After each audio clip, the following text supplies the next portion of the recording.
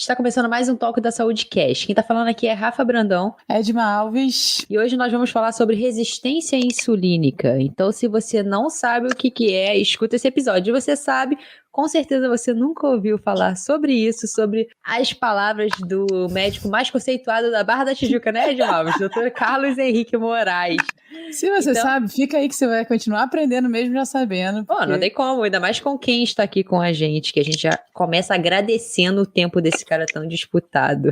Mas antes disso, e antes de você dar aquele like, a Edma vai falar aí o que tem que fazer. Vai, Edma. Não, eu vou falar antes disso, pare! Pum, vai lá e aperte o botão seguir nessa nossa plataforma. É importante para você avisar a própria plataforma que você está gostando desse conteúdo, que você gosta do nosso empenho aqui em passar conteúdos de saúde. Então avisa. Esse é ótimo. A gente se empenha bastante. Esse convidado aqui, olha, é muito empenho em trazer ele. Fala aí, conta aí pra gente qual vai ser a dinâmica, Edma. A gente vai entender primeiro, né, Rafa, como a insulina funciona no nosso corpo, por que a gente chega nesse quadro de ter a resistência insulínica, o que isso pode trazer de consequências para a nossa saúde e principalmente como a gente reverte esse quadro, se ainda é tempo, quais as estratégias que eu uso para melhorar esse quadro. Então, trouxemos aqui o Dr. Carlos Henrique Moraes, obrigada mesmo por estar aqui com a gente nesse tempo. Como a Rafa falou, é realmente o empenho da gente produzir conteúdo de saúde de qualidade para chegar nas pessoas de forma gratuita, que elas possam melhorar a vida delas. E você já faz isso há muito tempo, então muito obrigada por estar aqui. Explica pra gente quem é o Dr. Carlos Henrique e por que você está aqui falando hoje sobre esse assunto pra gente. Eu que agradeço, na verdade, o convite. Sempre vejo essas oportunidades como uma chance para a gente que lida com saúde, né, e lida com o ser humano, da gente ter uma troca, da gente sair um pouquinho melhor aí. É uma brincadeira que eu gosto de fazer, que se a gente empurrar a humanidade 1 milímetro para frente, já valeu. Então, é muito por aí que a gente está aqui hoje, com grande prazer para conversar com você. Eu sou médico de formação, a minha base é em endócrino, sou lá da UERJ, no ambulatório de diabetes, como professor assistente durante um tempo. Fiz especialização em nutrologia também. Hoje, talvez, a minha grande área de atuação seja dentro da síndrome metabólica e da obesidade, aliado aos colegas da educação física, que, sem dúvida, são meus principais parceiros aí nessa, vamos chamar de luta, então, vamos dizer, uma luta para a gente trazer um conhecimento, para a gente trazer informação, para a gente trazer melhora na qualidade de vida para as pessoas. Acho que é dentro desse cenário que eu fui convidado, então, por vocês, para a gente falar um pouco sobre esse assunto, que é um assunto que eu sei que levanta muita dúvida. As pessoas hoje têm muito medo de se deparar com esse termo e já associar que diretamente elas vão ter ou estão com diabetes. Isso é um ponto importante que eu acho que a gente vai poder tentar esclarecer melhor aqui nesse episódio aí. Espero poder contribuir. Faltou também, eu acho que é idealizador, me corrija se eu estiver errado, idealizador de uma das clínicas de maior referência de saúde estética, é isso mesmo? Sim, isso foi um projeto, Rafa, que agora, vamos lá, isso foi um projeto inicial meu, junto com 2 outros sócios, que a gente caminhou para trazer essa questão de saúde aliada à estética.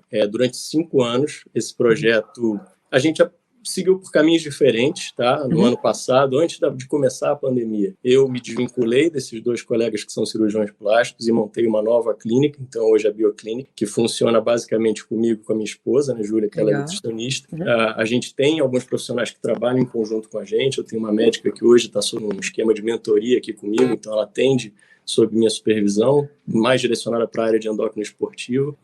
Tínhamos também uma nutricionista voltada para o público de crianças e adolescentes, isso é um projeto que deve voltar também em breve, e Júlia também está entrando nessa área de gestantes agora com força, até pela situação atual dela. Ela também está estudando mais essa área, já era uma área que ela gostava de estudar, enfim, acho que agora a gente vai caminhar também para abraçar o público de gestantes aí. Legal, a Bioclínica, é isso? Oi, desculpa. Bioclínica, né? Bioclínica, então, hoje é o nosso novo projeto, é um projeto que eu estou conduzindo, agora desvinculado um pouco dessa parte de estética, mais voltado para a saúde e alimentação mesmo, qualidade de vida. Que ótimo, legal. E lembrando que eu conheci o Carlos Henrique malhando, então ele tem os professores de educação física como parceiro e ele vai lá e faz. Ele é sempre ativo fisicamente. Então, obrigada mais uma vez. Vamos começar. Então, começar pelo começo, né? Tá. O que é a insulina? O que ela faz no nosso corpo? Qual a importância, qual a função dela no nosso corpo? Então, Entendendo que a gente está aqui com uma conversa franca e aberta para as pessoas que não estão diretamente ligadas com a área da saúde, eu vou tentar explicar de uma forma mais esquemática possível, didática, para a gente poder tentar entender melhor alguns conceitos que às vezes até a gente mesmo que está acostumado a trabalhar com isso passa batido e não fixa muito bem. Então vamos lá. Basicamente, a gente tem um hormônio que ele funciona como se fosse um gerente de armazenamento no nosso corpo. Então, sempre que há excesso de entrada de energia dentro do nosso organismo, a gente precisa organizar isso, não é verdade? Então, quem organiza isso para a gente é um hormônio chamado insulina. Vamos entender que o papel dela principal, tá? Ela desempenha outros papéis dentro do nosso corpo também, mas vamos entender que o papel principal dela é pegar o açúcar que está alto no sangue e guardar dentro de algum armário. Tem dois principais armários que a insulina vai trabalhar para guardar, então, esse açúcar que está chegando. O armário do músculo e o armário da gordura. Então, quando a gente fala em resistência insulínica, e mais para frente a gente vai entrar melhor nesse tema,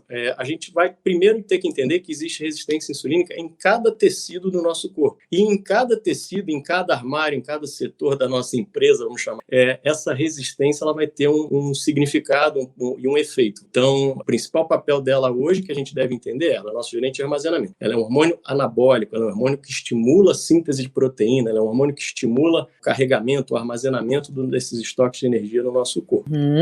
E como é que seria um funcionamento normal dessa insulina? E o que acontece no nosso organismo quando a gente começa a desenvolver essa resistência? A resistência, né, Rafa? Então, legal. A pergunta que eu acho que a gente tinha que começar perguntando assim, ó, se o papel dela é tirar o açúcar que está no sangue e guardar dentro de um armário, qual seria o problema da gente ter açúcar alto no sangue? Não é legal a gente tentar desconstruir um pouco essa mecânica? Pensando assim, tá, beleza, a gente pode comer 1 quilo de açúcar união ou 20 latas de leite condensado e isso vai trazer algum problema? Isso tem algum impacto para a minha saúde? Eu só vou engordar?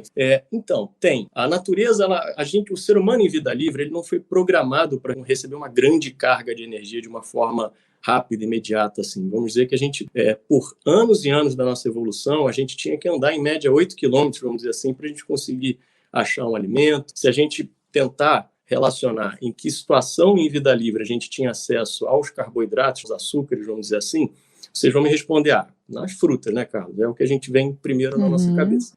Tem o mel também, tá? Mas naquela época não dava para encarar as abelhas, não. Que é mais fácil da gente seguir o raciocínio aqui. Na época que a gente estava lá, na nossa ancestralidade, a gente vivia numa sacana, vamos pensar, e vocês vão ter que acreditar em mim, quando eu falar que fruta era de estação. A estação das frutas era o outono, assim como a primavera, a estação das flores. Então, em uma época do ano, se nós três aqui, a gente estivesse caminhando na savana africana, lá a gente se deparasse com uma tamareira cheia de tâmara, o que a gente ia fazer é sentar embaixo da sombra dessa tamareira e assim entupir de tâmara até não aguentar mais, porque podia chegar um bando de macacos ali logo em seguida, expulsar a gente dali e a gente viver uma existência sem saber o que era o sabor doce durante essa vida aqui. Então, isso aí tem uma curiosidade, que eu já faço também uma ponte para o que a gente vai conversar em termos da resistência, que é o seguinte, a natureza aqui está dando uma mensagem para a gente. O carboidrato ele não era a nossa, vamos dizer assim, a fonte mais fácil da gente encontrar para a gente sobreviver. Tá? É claro que ele é um nutriente muito importante, eu não estou aqui falando que o carboidrato é ruim, isso ou aquilo, só para a gente começar a seguir uma linha de entendimento. Então não era um nutriente dos 3 principais que a gente tem, entre carboidrato, proteína e gordura, que a gente encontrava de uma forma abundante quando em vida livre. Então, o paralelo que eu vou fazer aqui para vocês, que é muito legal da gente pensar, é o seguinte, o desejo pelo sabor doce, ele sempre esteve presente no ser humano, isso é nosso. Tá? Todos nós temos desejo pelo sabor doce. Quando naquela época a gente tinha o desejo e a gente atendia a nossa necessidade primária de desejo de sabor doce, a gente sem querer também estava matando uma necessidade de vitamina K, de potássio, de magnésio, de outros micronutrientes, outras vitaminas que vinham aliadas a esse produto, chamando de produto, mas na verdade é o produto da natureza. A fruta, isso.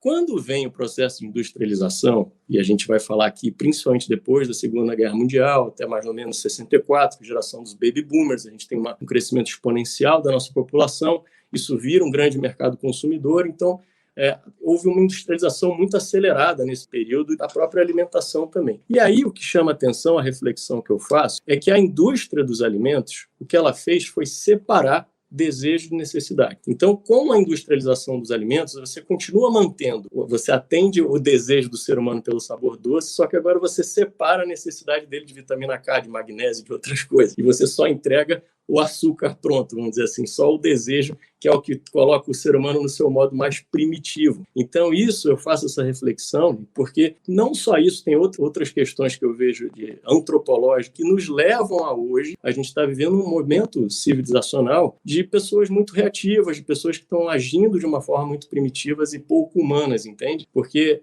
tudo isso que vai acontecendo e vai transformando a gente como sociedade vai impactar, obviamente, uma geração futura e as nossas atitudes de uma maneira geral, seja na política, seja no dia a dia, seja na escola, seja o nosso pensamento sobre educação, saúde, tudo isso aí.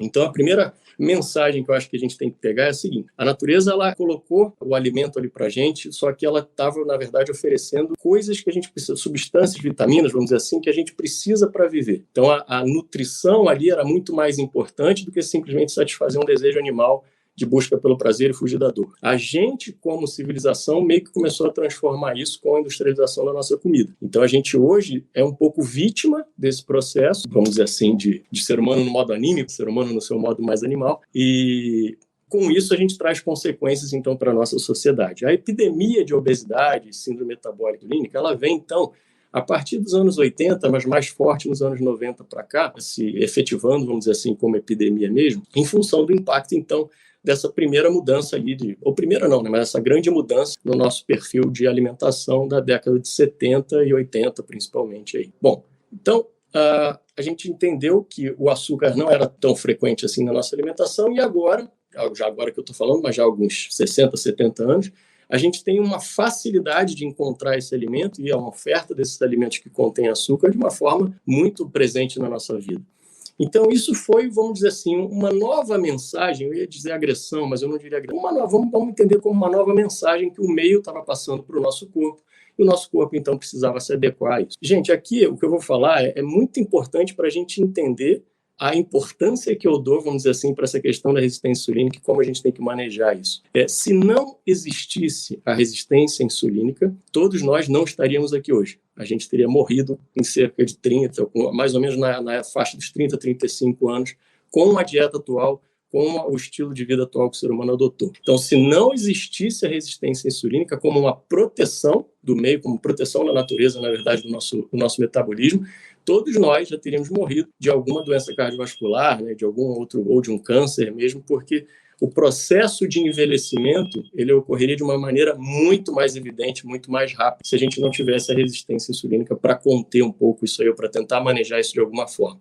Então, as consequências que são obesidade, diabetes, né, o ácido úrico alto, problemas de colesterol e outras síndromes envolvidas com essa resistência, na verdade, elas são sim consequências, mas elas são consequências que a gente precisa tratar hoje em função do estilo de vida que a gente adota. Tá? Então, eu acho que fica mais claro na nossa cabeça quando a gente pensar assim, bom, então, você não me respondeu qual é o problema da glicose estar alta no sangue. Eu expliquei que a glicose não era algo tão presente, depois ela se tornou muito presente a partir da industrialização. E açúcar não gruda, açúcar não carameliza. Se a gente pegar açúcar, não fica grudando na nossa mão. Fica melado. Então, eu gosto de trazer essa imagem para as pessoas, eu acho que isso fica muito, muito emblemático, de que quando o açúcar está alto dentro da gente, quando a gente promove essas ondas de glicose dentro do nosso sangue, porque a gente está ingerindo algo com grande teor de açúcar, essas ondas são ondas de caramelização. A gente está, na verdade, caramelizando tudo que está passando na nossa corrente sanguínea. Então, onde estiver passando hormônio, a gente vai caramelizar os hormônios, se estiver passando nossas citocinas, enfim, tudo que as células de defesa, tudo que estiver circulando naquele momento ali, vai ser caramelizado também. Então, em última análise, se a gente fizer um paralelo com essa caramelização que eu estou dizendo, é como se a gente estivesse acelerando o processo, como eu falei, de envelhecimento. Tanto é que o paciente que tem diabetes já diagnosticado, já em tratamento e não compensado, ou que não fez um controle legal da sua alimentação, ele tem um envelhecimento dele muito acelerado a ponto dele perder o funcionamento do rim, perder o funcionamento dos seus olhos, perde a sensibilidade, enfim, a gente sabe todas as complicações aí que essa doença traz. E aí não é só uma ondinha de glicose, né? Aí a gente já está falando de verdadeiras tempestades ou tsunamis, vamos dizer assim, de glicose num paciente que já descompensou esse processo, está mais controle feito. Então, não era algo tão presente no nosso dia a dia, o acesso ao açúcar, a disponibilidade do açúcar o tempo todo, hoje é abundante. Hoje que a gente está entendendo, então, alguns anos atrás, né? Isso se tornou abundante. Houve um processo, então, de defesa do nosso próprio organismo para gerenciar esse excesso de energia, esse excesso de glicose, esse excesso de açúcar que está entrando agora na nossa alimentação. Isso é o processo da resistência insulínica que a gente vai explicar um pouquinho melhor para frente. Mas, a princípio, quando ainda está tudo funcionando bem, você oferece uma grande quantidade de açúcar para o teu corpo, você produz uma grande quantidade, então, de insulina, que é seu gerente de armazenamento, para guardar esse açúcar dentro de algum lugar. Por quê? Porque se ele ficar alto, ele vai caramelizar tudo. E ele carameliza e envelhece a gente de forma mais acelerada, trazendo problemas, consequências para a nossa saúde. Tanto é que a gente tem no nosso exame de sangue simples, assim, que é uma rotina que até o clínico pede, um exame chamado hemoglobina glicada, que em última análise está vendo o quanto de hemoglobina, que é uma proteína que está no nosso sangue, que está sendo caramelizada. Então, olha que legal a gente pensar dessa forma. Existe, a hemoglobina, ela tem uma meia-vida, ela tem um tempo de duração no nosso corpo de em torno de 120 dias. Então, 90 a 120 dias é a média que você vai ter uma sua hemoglobina circulando dentro de você até que ela se destruída e você vai fazer novas moléculas ali. Então, durante esse período, que ela está ali durante 3 meses circulando no seu organismo, ela está sendo caramelizada através da sua alimentação. E isso vai refletir, então, no seu exame, que um percentual do total de hemoglobina que você tem no seu corpo, a gente considera normal caramelizar. Afinal, todos nós vamos comer, né? E a gente vai comer uma batata, a gente vai comer um feijão com arroz, a gente vai comer um macarrão, a gente vai tomar um leite, a gente vai comer um queijo, enfim, vai comer uma fruta. A gente vai comer açúcar. A gente não está aqui falando que o açúcar... o problema é o açúcar. Não, o problema é o excesso dele. O problema foi a oferta dele, foi a maneira como isso foi apresentado para a gente. Então, a gente vai comer e a gente vai caramelizar. E até um determinado ponto, é normal essa caramelização acontecer. Passado desse ponto é que a gente começa a falar, então, de síndrome metabólica, de diabetes, e todas as consequências aí. Fica claro, assim, a gente falar dessa forma? Acho legal, assim. Ficou super claro. Mas, claro, eu não seria capaz. Vou fazer um resumo aqui do meu jeito, assim, né? Isso, legal. Vamos lá. O gerente aguenta o trabalho duro por um tempo. Então, demitiu o gerente que era um par seu, você vai sobrecarregar e vai trabalhar por ele. Mas, assim, isso a longo prazo, ele vai pedir demissão. Ele não vai conseguir manter esse trabalho por muito tempo. Então, é uma doença, nem sei se é uma doença, é uma situação que demanda um tempo. Como você mesmo falou, é o corpo tentando se defender da demanda que você está dando. É o jeito que o corpo resolveu isso. Isso. E aí, nesse processo que eu estou recebendo e sabendo gerenciar e começando a falhar nesse gerenciamento de armazenamento, eu já começo a ter alguns sintomas ou eu só consigo identificar isso por exames mesmo? Uma boa pergunta também. Olha só, existe uma diferença que é legal a gente pontuar para as pessoas entre sintomas e sinais. Então, sintoma a gente vai entender que a pessoa está sentindo algo, não é verdade? Então, sentir algo ela não vai sentir. E agora, cara, aí complicou. Mas sinais a gente tem. Sinais já da resistência insulínica, enfim, sinais de que, vamos pensar assim, que o gerente já não está mais dando conta, não, e ele está tentando avisar.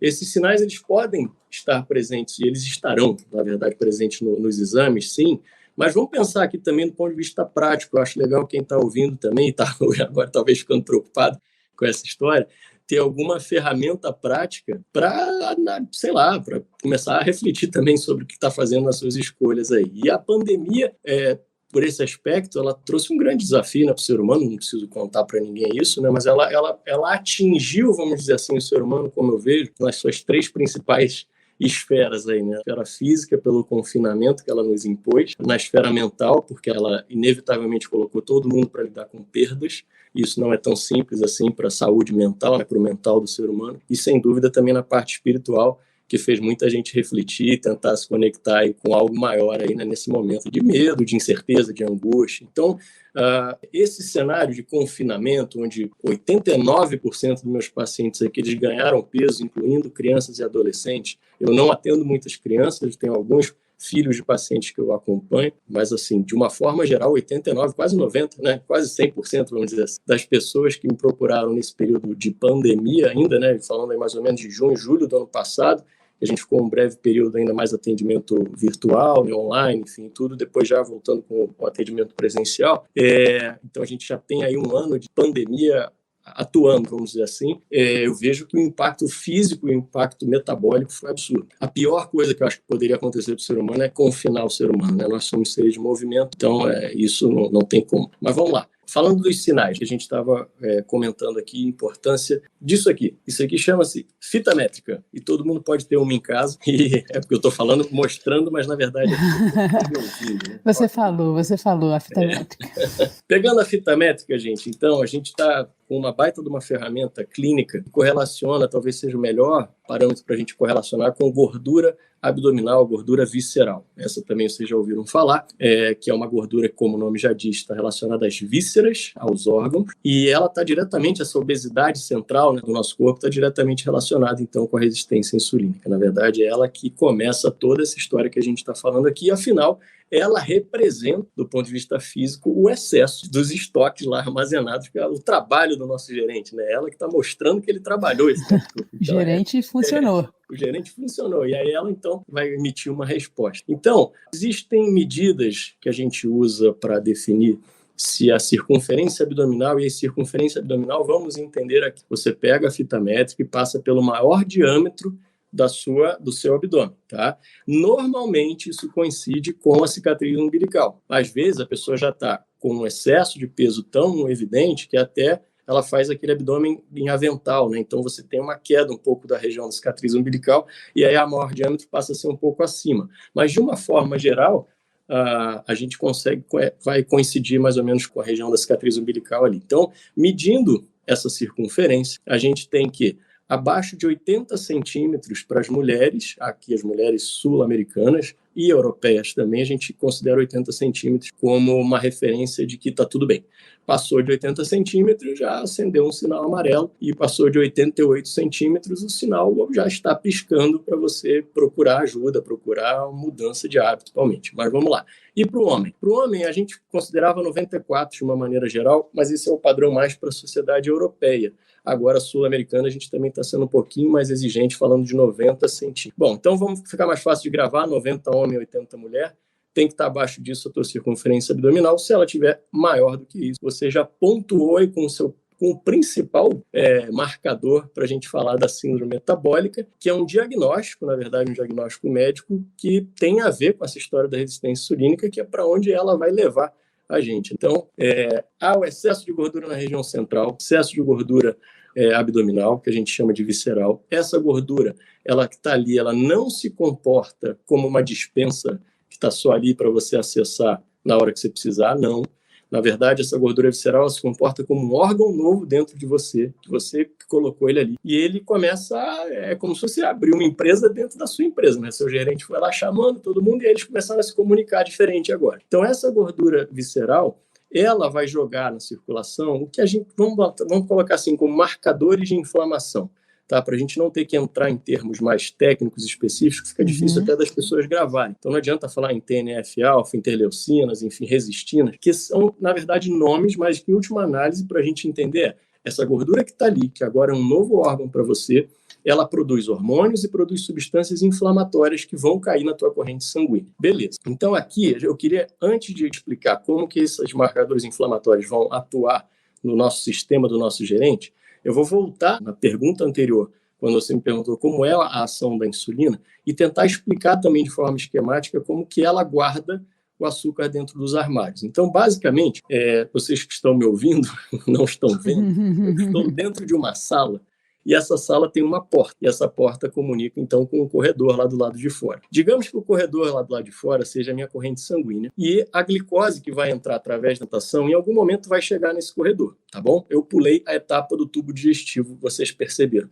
Então, ela chegou no corredor ali, a glicose está ali fora, e aí ela tem a minha sala, essa que eu estou falando com vocês, e tem a sala aqui do lado, que é a sala da gordura. Aqui onde eu falo, a minha sala é o músculo, tá bom? Eu decidi.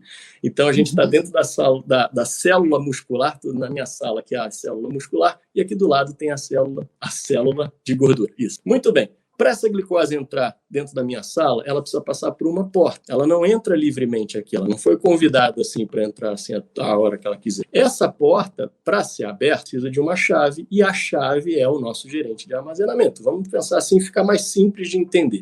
Então a insulina virá e vai abrir essa porta que vai permitir a entrada da glicose dentro da célula muscular. Até aí, acredito que todo mundo acompanhou. Volta para a história da gordura visceral e volta para os produtos que ela libera lá na nossa circulação, que são os marcadores de inflamação. Pensa nesses marcadores como se fosse um Durepox, que agora vai empenar a fechadura da minha porta. Então, quando a insulina chegar para se ligar na minha porta, para abrir e permitir a entrada da glicose aqui dentro da sala, ela não vai conseguir. E ela vai precisar de mais chaves, e cada vez mais chaves, e cada vez mais chaves para conseguir abrir essa porta. Só que o que acontece? A sala aqui do lado está fácil. A porta aqui do lado não está cheia de Durepox. Então, quando a insulina tentar colocar a glicose dentro da minha sala e encontrar essa resistência, essa dificuldade ali na porta, porque a gente causou por causa da inflamação, ela vai pegar e vai levar para a sala aqui do lado para a gordura. E aí a conclusão que vocês vão chegar nesse momento é o seguinte, então esse processo, a gordura se retroalimenta, a gordura faz ela cada vez mais...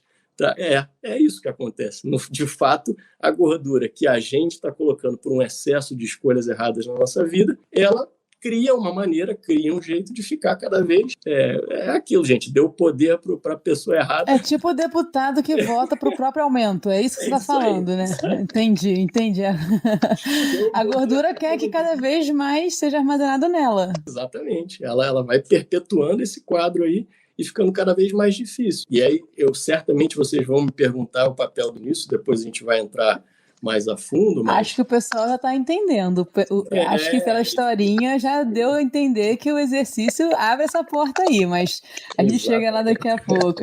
Legal. Mas acho que fica mais claro a gente pensar dessa forma, né? Então, existe um processo que não é tão natural da entrada da glicose, que seriam as nossas moléculas de energia, para dentro da célula muscular. Então, a gente precisa de um mecanismo todo complexo. Eu simplifiquei isso ao máximo, tá? Porque, na verdade, a insulina ela nem faz essa ligação direta com a porta, tá? Do ponto de vista científico, ela, na verdade, ela vai chegar aqui na parede, vai tocar a campainha, vai acionar a minha equipe de engenheiros que estão dentro da célula para botar a porta lá na parede. É mais ou menos isso que ela vai fazer na prática. Mas, assim, para a gente visualizar e entender melhor o que é a ação dela, é isso. Ela é uma chave que precisa se ligar na sua fechadura. Essa ligação tem que ocorrer de forma limpa, de forma correta, para que você precise de pouca chave para abrir a porta. Se essa fechadura estiver empenada, e ela fica empenada nos estados inflamatórios, como obesidade, principalmente obesidade central, aí a gente vai ter que precisar de cada vez mais chaves para conseguir vencer essa... Por isso a gente chama resistência.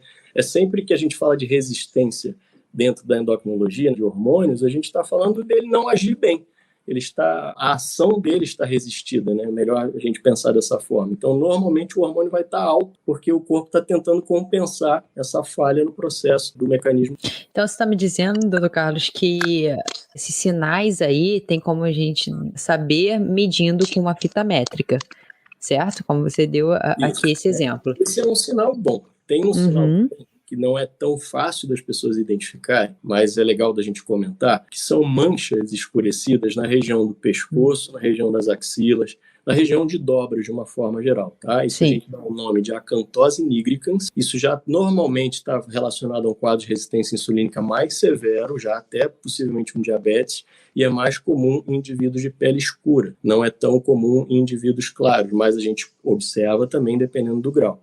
Isso é mais difícil, né? Porque, enfim, às vezes a pessoa não está atenta, acha que é uma característica mesmo, enfim, da pele dela e não dá tanta atenção assim. Mas, de repente, se você... às vezes a pessoa acha que é, não sei, uma mancha de nascença, alguma coisa assim. Não é, né? Na verdade, já é um sinal claro do corpo aí de que a gente precisa tratar, de que a gente precisa cuidar. Isso é importante, se falar isso. Eu trabalhei com um rapaz que ele tinha essas manchas e, por um acaso, foi a época que eu estava estudando bastante sobre isso. E eu alertei ele não sabia.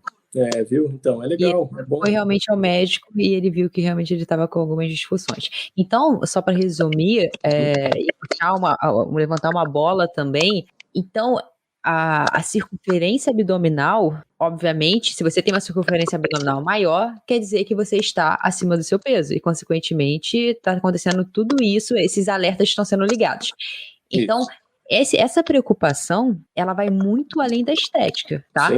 Sem dúvida. Então, pode-se dizer que não existe uma pessoa que está acima do peso e está saudável? Aquele famoso, eu estou acima do peso, eu sou gordinho e eu estou saudável?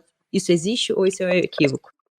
esse termo já foi utilizado, que a gente falava de obeso metabolicamente saudável. Então, é um indivíduo que estava com sobrepeso e obesidade, mas apresentava os exames normais, pressão arterial normal, enfim, não tinha nenhuma outra repercussão. Isso hoje é uma discussão novamente, viu, Rafa? Aí a gente abandonou esse termo, porque eu, particularmente, entendo que isso é só uma questão de tempo. Tá? Então, o que a gente está falando aqui, gente, na prática? Quando a gente senta, profissionais da área de saúde, e a gente começa a conversar sobre qualquer assunto relacionado à saúde, o que a gente está falando do ponto de vista prático é avaliação de risco. Porque o nosso trabalho, ele não é certeza. Não tem nada de certeza na educação física, muito menos na medicina, nem na nutrição, e nem na odontologia, nem na fisioterapia, nem vamos expandir isso aí. Não tem. Certezas a gente não tem. Então, a gente tem verdades transitórias, na verdade. A gente tem um conhecimento no momento que daqui a pouco a gente vai rever, vai avaliar, vai ver se mesmo. Então, eu gosto de brincar assim com as pessoas, que eu falo, olha, o meu trabalho aqui é igual ao RIFO, porque eu e você, a gente vai conhecer alguém que teve câncer de pulmão e nunca fumou. Tá, esse indivíduo, assim como nós, ele está segurando uma rifa para ser sorteado para câncer de pulmão. Só porque a gente está vivo aqui, a gente está segurando um monte de rifa que a gente nem imagina o que a gente está segurando.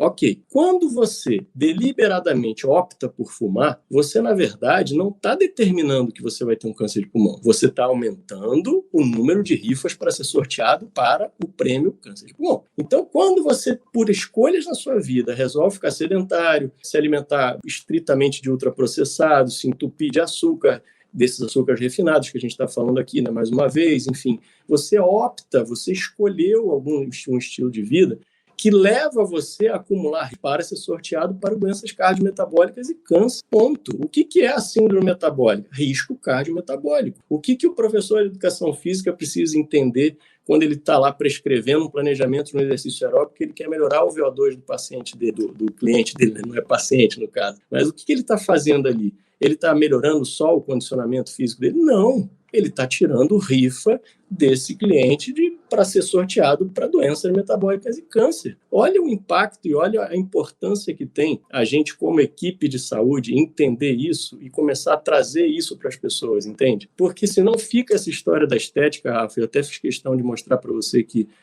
por um momento na vida a gente segue às vezes esse caminho sim, até porque eu não vou desconsiderar quem opta pela estética aliada à saúde. Eu acho que o bem-estar... Pode ser um bom motivo de entrada para ela cuidar da saúde dela, né? Sem dúvida. E assim, eu vejo que o ser humano ele não tem uma via só para acertar, né? A gente está aqui numa escola, cada um vai ter a sua lição. Às vezes, como você falou, às vezes a pessoa vai pegar lá a optativa dela lá de estética e por ali ela vai encontrar uns caminhos mais interessantes aí para cuidar da saúde dela. E a gente também não vai falar que você não está se sentindo bem com a tua imagem, enfim, tudo isso não é algo positivo, é claro que é, mas é muito importante, que eu acho que é o que a Rafa estava falando, é a pessoa não procurar talvez ajuda, seja de um profissional de educação física ou de um nutricionista, porque ela está querendo ficar com a barriga tanquinho, entendeu? Ela, na verdade, ela tinha que estar procurando, porque ela está segurando um monte de rifa para pepino. O que mata o ser humano hoje em dia? A gente é câncer e doença do coração, basicamente. Tá? A gente está vivendo uma situação excepcional de uma pandemia. Mas, de uma forma geral, ainda as principais mortes que a gente vê hoje são condicionadas a doenças cardiometabólicas e câncer. E se você olhar assim, vamos lá na Organização Mundial de Saúde, as 3 principais causas de qualquer tipo de tumor. Vocês sabem quais são? Vou falar para vocês. Sedentarismo, obesidade e tabagismo.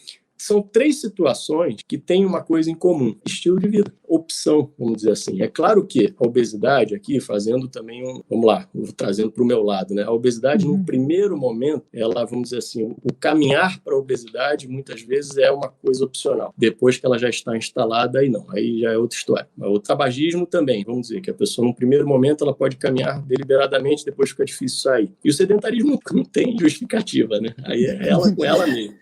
Ela escolheu e é preguiça pura mesmo, e vamos mudar esse jogo aí.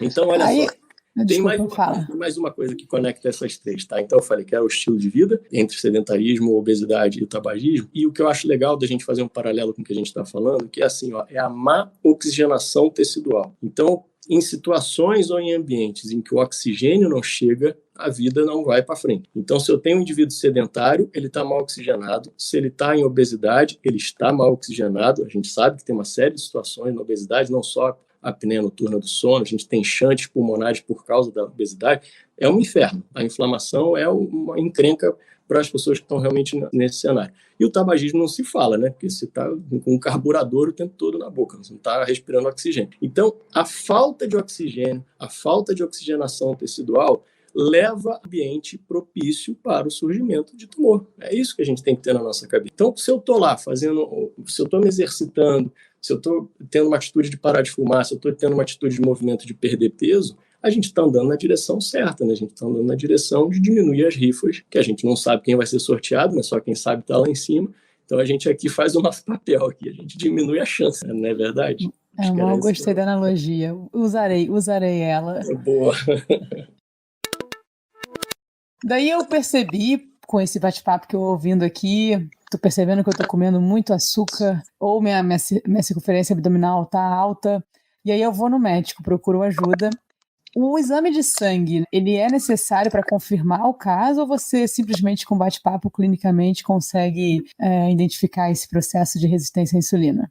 Legal. Não, a gente precisa, sim, de um exame complementar, tá? Isso também foi muito debatido, a gente tem duas maneiras, na verdade, duas não, tá? Deixa eu pontuar melhor isso para vocês. É que, do ponto de vista científico, a gente tem um padrão ouro para definir essa questão da resistência insulínica, tá bom? É um exame chamado CLAMP, que a gente não faz isso do ponto de vista prático. Mas a gente tem um algoritmo matemático, tá? Então, na verdade, a gente criou uma equação matemática que muitas vezes o próprio laboratório já dá esse resultado para a gente, que é uma equação chamada Roma-IR. Então, quer dizer, na verdade, um índice de resistência insulínica, que quando ele está acima de 2,5, a pessoa tem, sim, de fato, a resistência. Esse índice, ele leva em consideração a sua insulina de jejum e a sua glicose de jejum, tá bom? Então, basicamente, esse é um ponto. Para a síndrome metabólica, que é um outro passo da resistência insulínica, a gente também vai precisar de um exame de sangue, porque a gente vai precisar da dosagem do triglicerídeo da pessoa, uma vez acima de 150 ou em tratamento, ela vai pontuar para a síndrome. O HDL da pessoa, o colesterol dito bom, né, o positivo, e esse sim realmente é um fator de proteção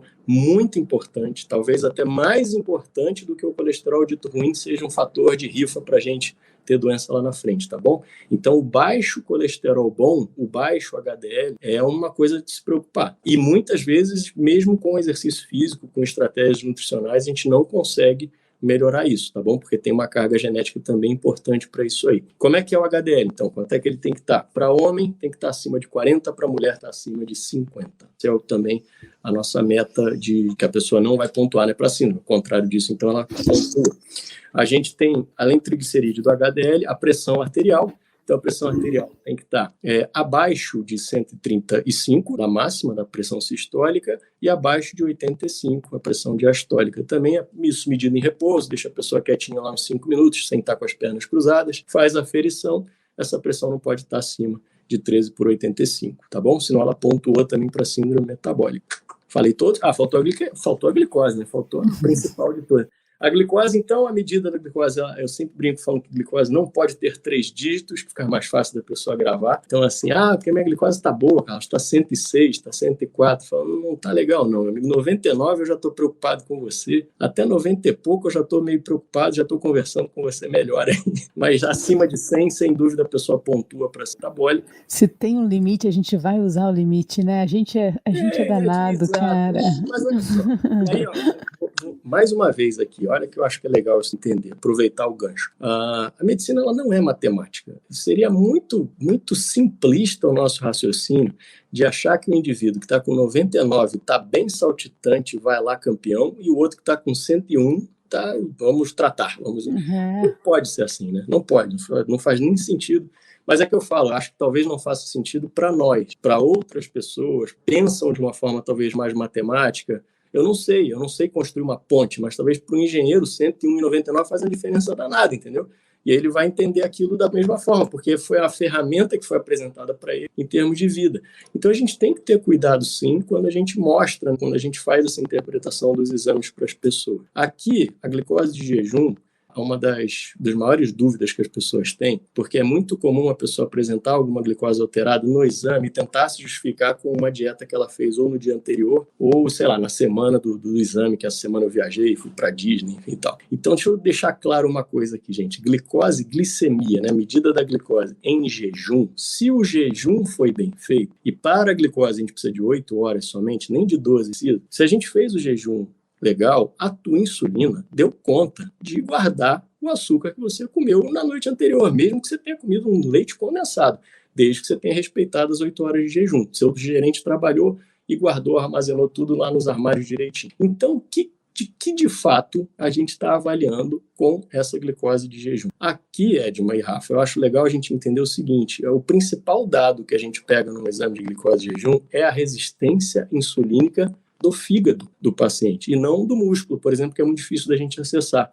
Agora, do fígado a gente tem isso na cara, porque você tem a medida da circunferência abdominal, que é o que melhor reflete com a gordura visceral que ele está acumulando. Você poderia ver outros parâmetros no exame de sangue que se correlacionam com essa gordura visceral? Claro que sim. Você tem TGP aumentada, você tem ferritina aumentada, você pode ter uma PCR aumentada, tem um monte de coisa. Mas quando você encontra uma glicemia de jejum aumentada, e eu quero tentar passar isso para as pessoas que nunca ouviram falar nisso, pensa o seguinte: quando você está dormindo, você não está se alimentando, eu espero, você está dormindo, então o seu corpo vai produzir glicose para você, porque você precisa de um mínimo de glicose rolando ali na tua circulação, porque o seu cérebro vai gostar disso, e as suas hemácias, elas precisam disso, principalmente esses tecidos aí.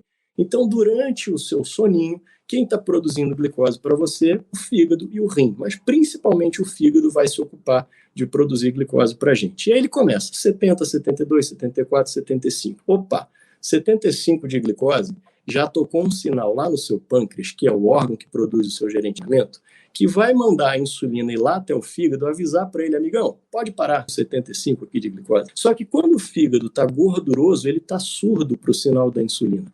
Então a insulina vai lá, manda ele parar de produzir e ele não para, ele continua, 80, 82, 83, 84, 85, aí vem mais insulina. Amigão, chega, já está 80 e pouco aqui, tá tudo bem, a galera já está satisfeita. E ele não escuta, e ele continua, 90, 92. Então lá quando bate 98 a glicemia de jejum e você entende que teu exame está normal, na verdade, você está respondendo, né, a tua glicemia de jejum está respondendo no terceiro, no quarto ou talvez no quinto sinal de insulina, ou seja, você já está submetendo o seu corpo a um estresse metabólico, o seu pâncreas já está trabalhando sobrecarregado. E aí, Carlos, por quanto tempo eu vou poder ficar assim? Eu não sei, eu não tenho como te falar, porque aí é da tua genética. Vamos dizer assim, o quanto que a gente consegue trabalhar sobre estresse. Imagina vocês, profissionais de educação física, vocês pegam um aluno novo, vocês vão saber o quanto que ele suporta de estresse durante o exercício? Ah, não, vamos embora, mais 3 séries, mais 3. Não sei, a gente não sabe. A gente tem que conhecer aquele corpo, a gente tem que conhecer aquela pessoa, a gente tem que conhecer aquele metabolismo. E no caso que a gente está falando aqui, fica um pouco mais difícil, porque a gente está se tratando de um órgão, e aí entra uma questão mais complicada. Na dúvida tem uma reserva, né? Na dúvida tem uma reserva, esteja perto do seu limite baixo do exame. Olha só, Edma, olha que legal também a gente imaginar. Quando eu faço o diagnóstico de um paciente com diabetes, então esse paciente já se apresentou para mim com mais de 2 medidas acima de 6, tá? A critério de diabetes, ou uma medida em qualquer situação acima de 200. Fiz o diagnóstico desse paciente. Olha aqui também, olha que interessante, olha só. Qualquer medida, em qualquer situação acima de 200, é critério para diabetes. O que isso quer dizer? Quer dizer que, enquanto está tudo funcionando, enquanto o gerente está dando conta, pode comer o que for que não vai passar de 200, ou seja, a gente vai dar conta de armazenar, de estocar. Você vai engordar, mas você não vai descompensar para o diabetes assim. Quando você já faz o diagnóstico, aí que vem a triste história, gente, que eu conto para todo mundo. Eu já estou atrasado pelo menos 5 anos, porque esse paciente já perdeu pelo menos 50% da função do pâncreas dele. Esse pâncreas ele não vai mais se recuperar, ele vai viver bem com as outras 50%. Mas ele já comprometeu. Por isso que a gente já está atrasado quando a gente faz o diagnóstico de diabetes tipo 2, tá? Também é bom deixar claro isso, porque o diabetes tipo 1 é uma doença autoimune, não é para esse episódio, é outro capítulo. Agora, o diabetes tipo 2... Isso, fica o convite para a próxima. O diabetes tipo 2, não. O diabetes tipo 2 é o cenário que a gente está falando aqui, que está relacionado à síndrome metabólica. E quando a gente faz esse diagnóstico, então a gente já perdeu grande parte da função pancreática. Quando você chega lá para os 75 de perda, é que o paciente entra na insulina. Então, olha só, você começa a insulina, isso é uma história mais natural, tá, gente? Tem outros cenários que a gente até começa a insulina mais cedo, mas num histórico mais natural, mais consensual, a gente vai encontrar uma perda em torno de 75% já da função pancreática quando você inicia a insulina para esse paciente do tipo 2, não do tipo 1, sempre bom frisar. Então, é triste, né? Porque a gente sabe, a gente estuda, a gente sabe o caminho da doença. Quando você pega alguém com resistência insulínica e eu vejo a preocupação da pessoa com diabetes, de eu dar um rótulo, eu falo, esquece o rótulo, pô, pensa no caminho, você está numa estrada que é uma estrada ruim. A gente tem que mudar a estrada, e se você não sair dessa estrada aqui, o que vem lá na frente, eu não sei te dizer. Pode ser um diabetes? Sim, pode, mas pode ser uma pressão alta, pode ser um ácido úrico alto, pode ser um Alzheimer. Cabe outro episódio também, não vou falar do Alzheimer e resistência aqui hoje.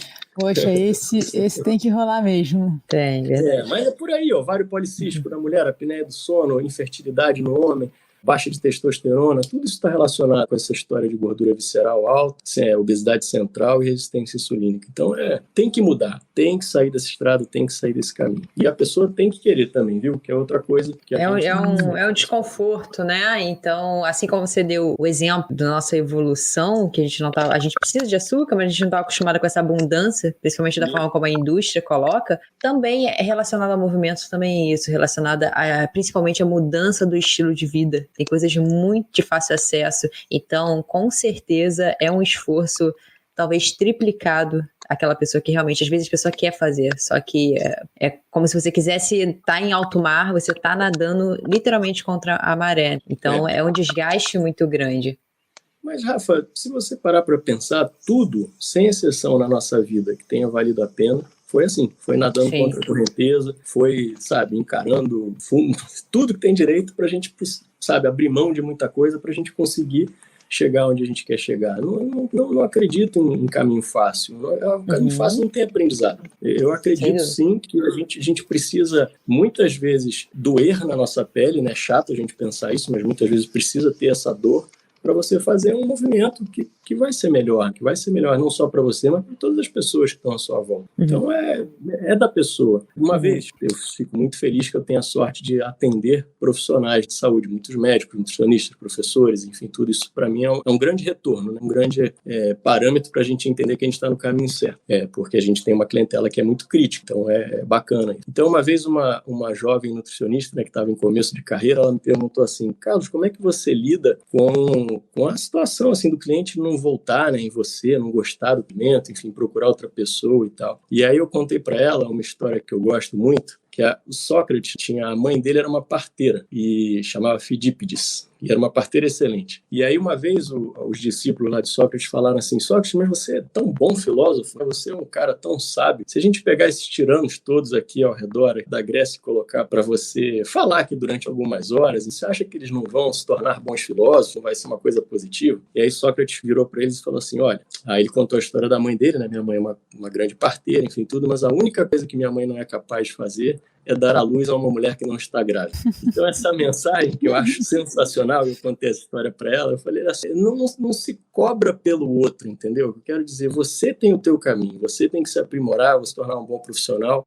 você tem que trazer esses conhecimentos de uma forma mais fácil para a pessoa entender, mas você nunca vai dar à luz a uma pessoa que não está grávida, entendeu? Então, a pessoa precisa querer, que ela tem que se inseminar, vamos dizer assim, desse conhecimento, dessa vontade de melhorar, vontade de ter uma qualidade de vida e saúde melhor, e aí sim procurar um profissional, um parteiro adequado para dar à luz a essa criança. Fora isso, a gente vai ficar aqui se cobrando, remoendo, achando que o problema está com a gente, enfim, tal, não é por aí, sabe? Acho que legal. Uma mensagem legal de ficar... Bacana.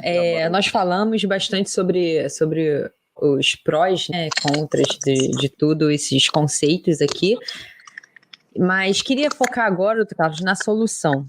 Vamos imaginar um cenário perfeito, tá? O que a pessoa, hoje, pensando em estilo de vida, principalmente, quais são o básico que ela precisa fazer para evitar todos esses agravamentos e essas disfunções ligadas à saúde dela, principalmente com o link na diabetes, na síndrome metabólica, na resistência? Ô, Rafa, acho que seria legal a gente dividir as soluções dependendo do quadro que a pessoa já esteja. Então, se ela já está na resistência, se ela está na diabetes ou se ela já está na síndrome metabólica. Legal, possível? Acho que sim. Na verdade, vamos lá. Todos, independente do estágio em que a pessoa se encontra, serão beneficiados com mudanças no estilo de vida. Isso a gente já entendeu, né? Então, o primeiro passo é a pessoa entender que ela tem um problema que ela precisa melhorar. E aí ela vai procurar, como a gente falou aqui, um auxílio, seja de se informar, né, seja ela de buscar conhecimento próprio, se informar através do podcast aqui da Rafa e da Edma, por exemplo, é um bom caminho, ou livros, enfim, tudo, mas bons livros, né? Procurar boas referências. Hoje a gente está vivendo uma era que é meio complicada, a gente tem muita informação, mas ao mesmo tempo isso pode confundir muito também, pode deixar a pessoa até paralisada. Então, que procure uma boa referência, boas pessoas, bons profissionais para estar com ela. E aí a gente vai falar o seguinte, vamos lá, o que a gente tem que pensar então em termos de mudanças? A resistência insulínica é um primeiro ponto para várias doenças metabólicas. Então, dependendo do que a pessoa já apresenta, aí ela vai ter às vezes até um profissional específico para isso, tá? Então, digamos que ela tenha lá um ácido úrico alto, ou já tenha desenvolvido uma apneia do sono, como a gente falou.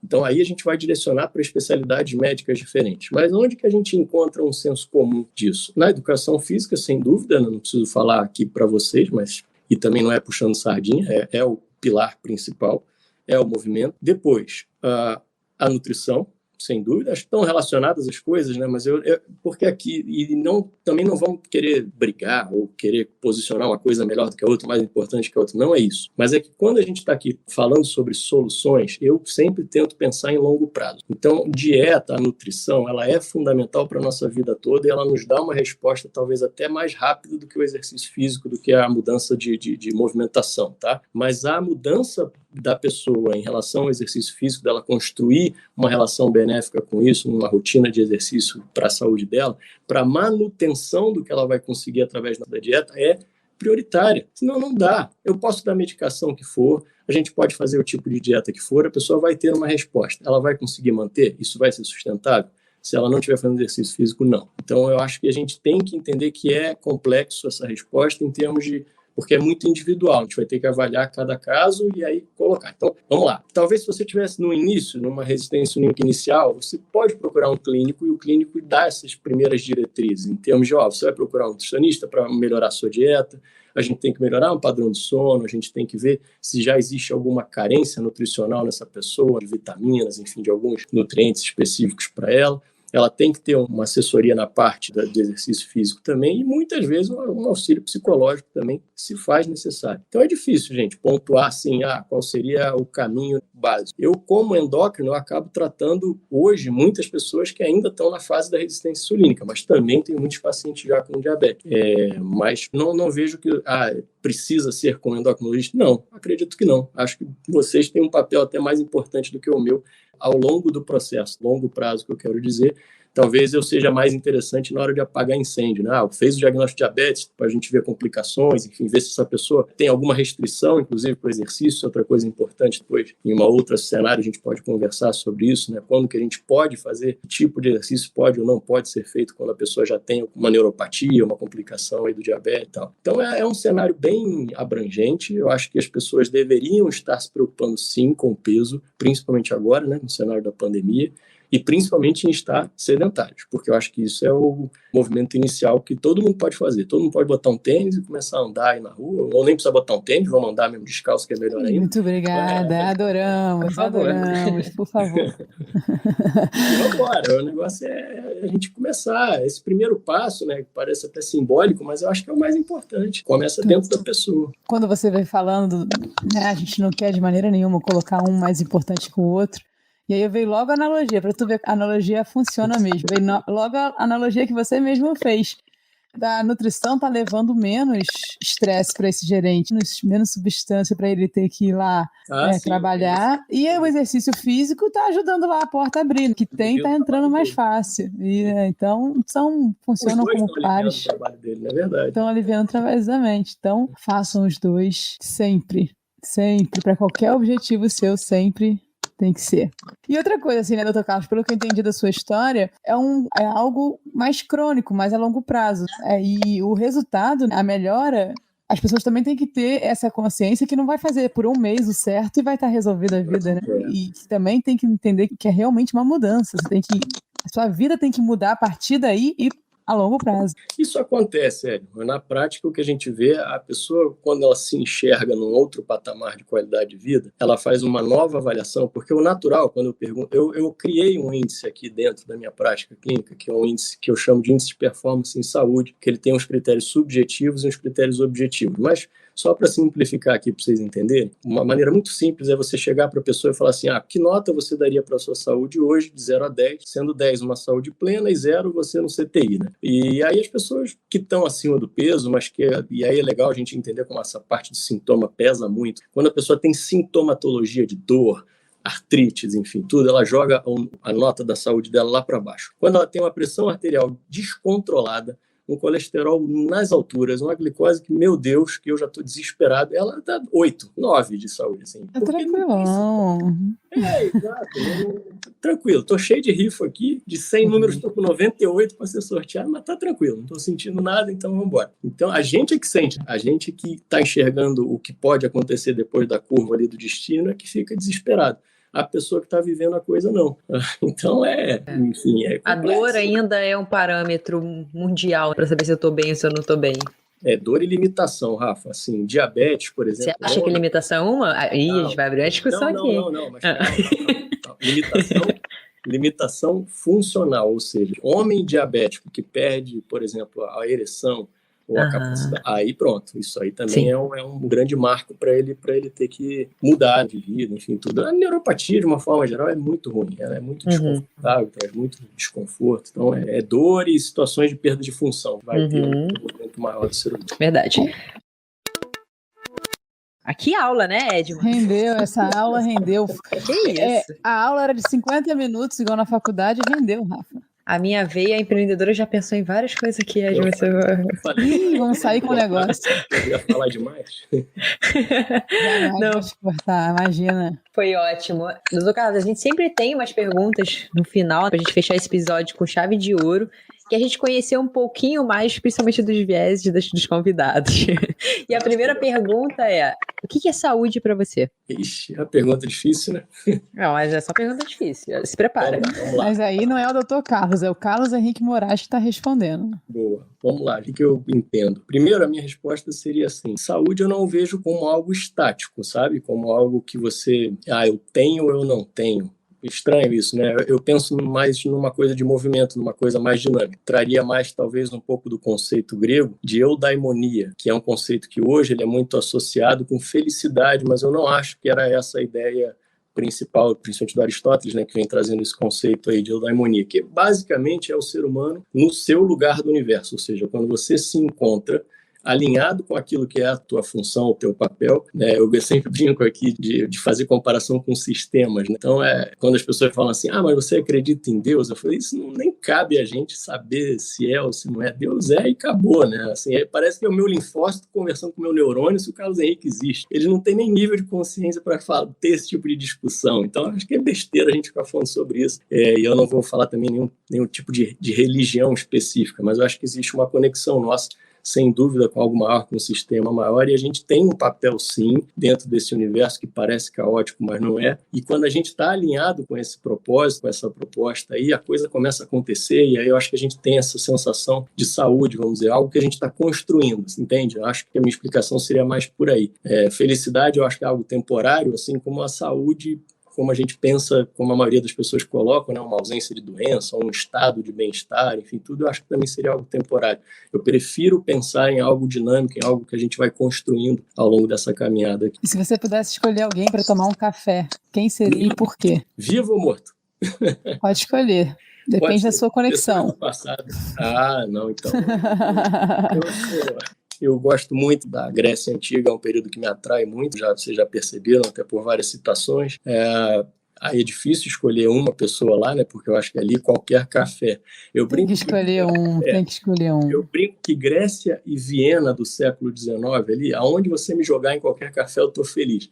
Porque Viena você encontra com Freud, com Darwin, com Adler, com Mozart, meu Deus do céu, ali era qualquer café estava bom. E na Grécia talvez escolhesse um Platão. Platão, acho que eu gostaria de sentar com ele e discutir um pouco mais, talvez alguns anos, né? Porque eu também nunca vou chegar nesse nível de compreensão que ele tinha de tudo aí, e até do ponto de vista da filosofia dele, que é uma filosofia muito prática para a nossa vida. Então eu acho que isso também está faltando nos dias de hoje, faltando essa humanização, faltando essa busca aí das pessoas por melhorarem como pessoas mesmo, parar com essa coisa tão material, tão de consumo, tão de ter, que é muito chato. E aí não acho legal, não. Acho que isso não estamos caminhando de uma forma tão positiva assim. Mas como tudo é ciclo, a gente vai daqui a pouco voltar com outro ciclo melhor aí. Verdade. E um erro que você cometeu que deixa de conselho para quem está nos ouvindo? Então, a gente erra toda hora, né, Rafa? Acho que o principal seria na comunicação. Uma vez eu estava falando com um professor, colega nosso, tem uma assessoria de corrida, inclusive, que vocês conhecem. Pode falar nomes aqui, não? Claro, ainda mais quando é amigo, claro. Então, o Rogério quando é amigo. Rogério Lapa. Rogério Lapa, inclusive. Pereira tá lá com ele. Marcos Pereira. Isso. Então, eu estava trocando uma ideia com o Rogério uma vez e ele estava meio revoltado com o não entendimento, a não compreensão dos alunos sobre os treinos educativos, que eu sempre falava com ele também, acho muito legal que você frisa muito essa parte educativa, enfim, tudo a gente sabe a importância que tem isso na preparação, enfim, no treinamento em si. E ele estava revoltado, aí eu virei para ele, a gente tem uma boa relação, óbvio, né, também. Eu falei, Rogério, a culpa é sua. Aí ele me olhou assim, ele parou, ele falou, que é isso? Ele falou, quem que é o especialista? É você ou é o teu aluno? Quem que sabe a importância desse negócio? Aí ele começou a rir, ele, é mesmo? Eu falei, não, calma, que eu erro isso todo dia, eu só estava querendo descontar em alguém.